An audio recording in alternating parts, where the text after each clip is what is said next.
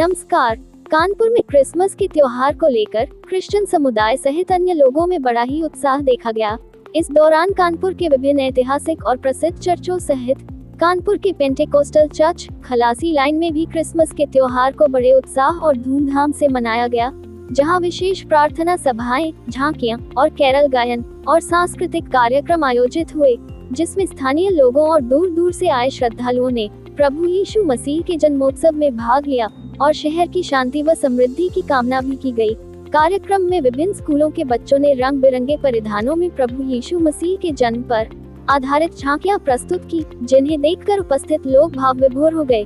बच्चों ने गीत, संगीत और नृत्य की आकर्षक प्रस्तुतियां दी। चर्च के प्रबंधन की ओर से बच्चों को उपहार वितरित किए गए। इस अवसर पर चर्च के पादरी रेवन जॉन पैट्रिक ने प्रभु यीशु के जन्म के संदेश पर प्रकाश डालते हुए प्रेम, शांति और सेवा के महत्व को बताया। साथ ही प्रभु यीशु मसीह के लिए विस्तार से बताया। उन्होंने कहा कि विनम्रता में ही परमेश्वर प्रकट होते हैं। यीशु मसीह ने सिखाया कि सच्ची महानता दुनिया के दिखावटी पद और शक्ति में नहीं, बल्कि नम्रता और दूसरों की सेवा करने में है, खासकर सबसे छोटे या जरूरतमंद लोगों की सेवा करने में। और यह महानता हर उस व्यक्ति में हो सकती है जो परमेश्वर के मार्ग पर चलता है और पवित्र आत्मा से भरा है। उन्होंने कहा कि जो खुद को छोटा समझेगा वही महान होगा, और यह महानता दूसरों के लिए खुद को उपयोगी बनाने से आती है। इस अवसर पर म्यूजिक कंपोजर एब्सलोम पैट्रिक, छात्रा लेक पैट्रिक समेत बड़ी संख्या में श्रद्धालु व स्थानीय नागरिक उपस्थित रहे। उत्तर प्रदेश कानपुर से संवाददाता सागर गुप्ता की खास रिपोर्ट।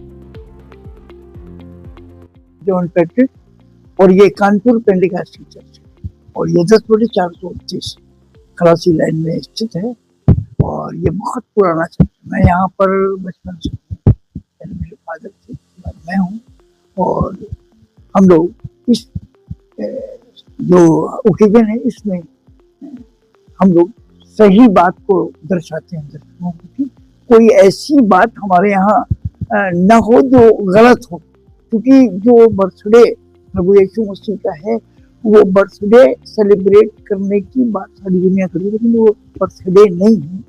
वो जैसा बाइबल में लिखा हुआ है, उद्धार करता बनकर आया।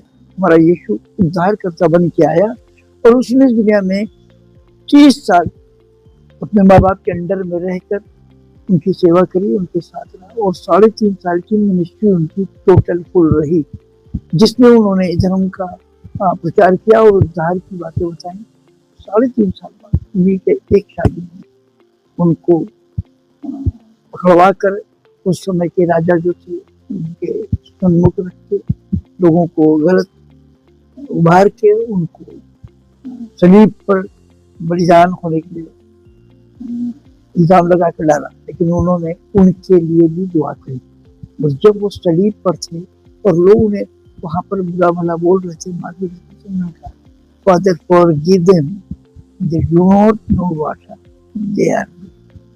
तो खुदा का कलाम, जो परमेश्वर का वचन, वो ये कहता है, अपने पाप करने वालों को, अपने सताने वालों को, अपने दुश्मनों को माफ करो, उनको प्रेम करो, और उनके ऊपर अपनी दया भाव को प्रदर्शित करो।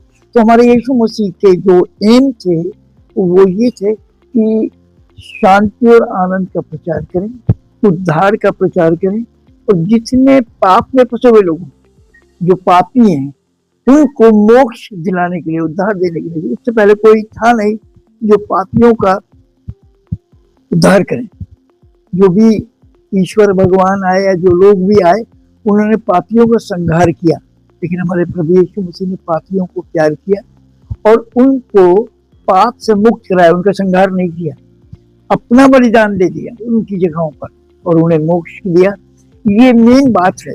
हालांकि कई बार हमारे लोगों पर, हमारे पासवानों पर, चर्चों पर इल्जाम लगाया जाता है कि धर्म परिवर्तन करता है। मैं भी परिवर्तन करता हूँ, लेकिन धर्म परिवर्तन नहीं करता हूँ, न जाति परिवर्तन करता हूँ, न नाम परिवर्तन करता हूँ, न धर्म परिवर्तन करता हूँ, लेकिन मैं हृदय परिवर्तन करता हूँ। ये मैंने कमिश्नर साहब से भी बात करी, मैंने उनको कहा, मैं हृदय, अगर हम क्रिश्चियन भी हैं तो हमें भी परिवर्तन की जरूरत है, और हृदय परिवर्तन की जरूरत है। हम क्रिश्चियन हैं और हमारा हृदय परिवर्तित नहीं है, और हम गलत काम कर रहे हैं, पाप कर रहे हैं, तो ये परिवर्तन